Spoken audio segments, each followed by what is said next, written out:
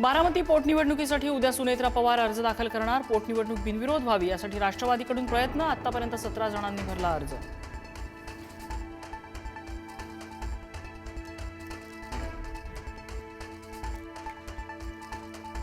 काँग्रेस बारामती पोटनिवडणुकीसाठी उमेदवार देणार। विश्वसनीय नेत्यांची पुढारी न्यूजला माहिती। तर सुनेत्रा पवारांविरोधात लढण्यासाठी काँग्रेसचे 6 उमेदवार इच्छुक।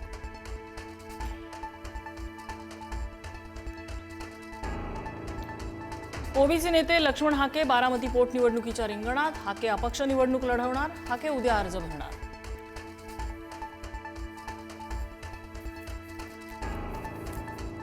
बारामती पोटनिवडणूक बिनविरोध व्हावी यासाठी आमचे प्रयत्न सुरू। प्रदेशाध्यक्ष सुनील तटकरे यांची माहिती। ठाकरे आणि पवार उमेदवार देणार नसून आज खरगेंशी चर्चा करणार, तटकरेंनी सांगितलं।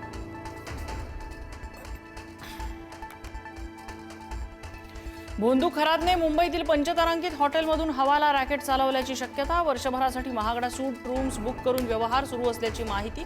आर्थिक देवाणघेवाण झाली असण्याची शक्यता।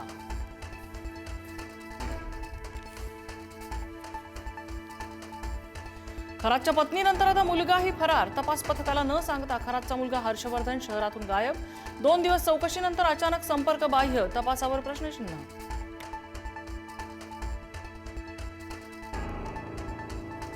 खरात प्रकरणात ईडी चौकशी करणार। सीडीआर बाहेर कसा आला, कुणी आणला याची चौकशी सरकार करेल।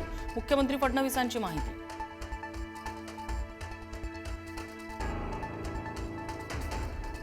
अशोक खरातनंतर खालापूरमध्ये आणखी एका भोंदू बाबाचा पर्दाफाश। काळी जादू उतरवण्याच्या बहाण्याने बोलवून महिलांवर अत्याचार। महिलांना फार्म हाऊसवर नेत भोंदू बाबाकडून अत्याचार। तेलंगणातील हिंदुत्ववादी नेते टी राजा सिंग यांचं पुन्हा वादग्रस्त विधान। औरंगजेबाच्या कबरीच्या जागेवर शौचालय बांधा। टी राजा यांच्या वक्तव्यानं नवा वाद।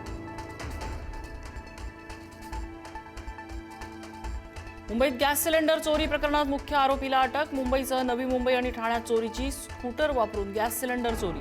आरोपीवर पवईत याआधी 2 गुन्हे दाखल।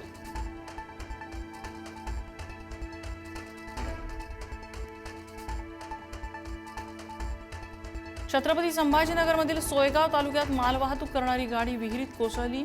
विहिरीतून गाडी काढण्यात यश। सुदैवानं जीवितहानी नाही।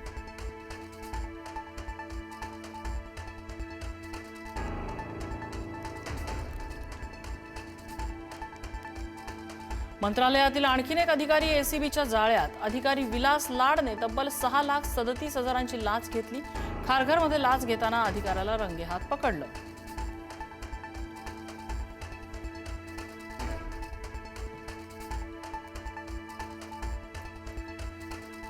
अमेरिका आणि इस्रायलचा इराणवर भीषण हल्ला। खुजेस्तान प्रांतातील पेट्रोकेमिकल प्रकल्पांवर हवाई हल्ले। मशहर आणि बंदर इमाममधल्या केंद्रांचं मोठं नुकसान।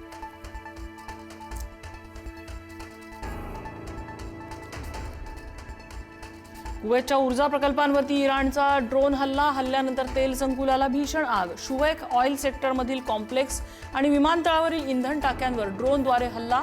ऊर्जा पायाभूत सुविधांचं मोठं नुकसान।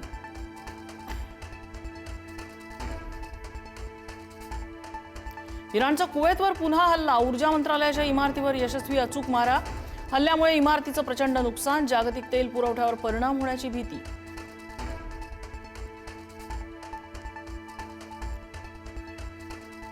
बारा 12,000 हल्ल्यांनंतरही इराणची ताकद कायम। 50% लॉन्चर्स अजूनही सुरक्षित। बोगदे आणि गुहांमध्ये क्षेपणास्त्र लपवली। इराणकडे अजूनही हजारो आत्मघातकी ड्रोन।